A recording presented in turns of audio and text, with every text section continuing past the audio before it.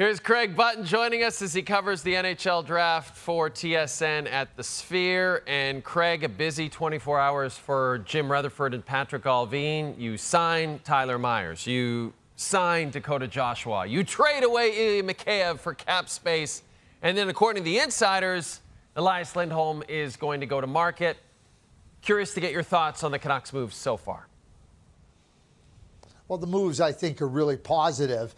You had these unrestricted free agents, and you continue to work at it. Try to find a fit for your team. Rick Tocchet knows how valuable they were to the team, but so does Jim Rutherford and Patrick Allvin.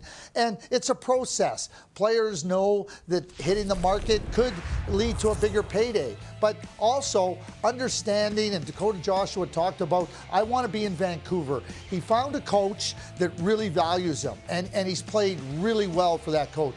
Tyler Myers, at this stage of his career, with a lot of good support around him, became a very effective player for the Vancouver Canucks. So these are two big signings that keep a really good, important part of the team together. These are not easy players to find, and when you already know what they can do for you under this coaching staff, it becomes a real focal point for management to do everything they can to get them signed, knowing, hey, this is what we have, and now we can continue to build around the team that we have. That's a very good team.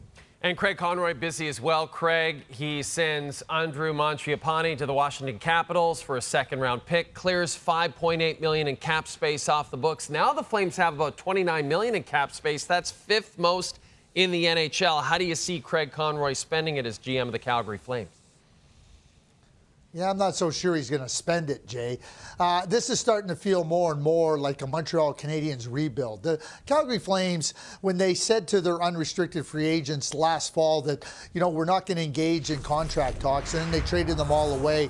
Now you're just seeing a continuation of good players being traded away, which I know they say they want to be competitive, but the signs are all there that this is a Montreal-style rebuild. And they know that they're not competitors for the Stanley Cup. So making this type of decision, it's not an easy one, but that's what it feels like to me.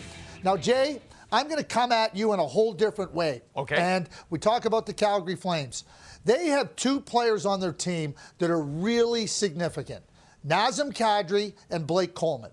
And they've watched all these players go out the door. They're not interested in a rebuild. I can guarantee you that.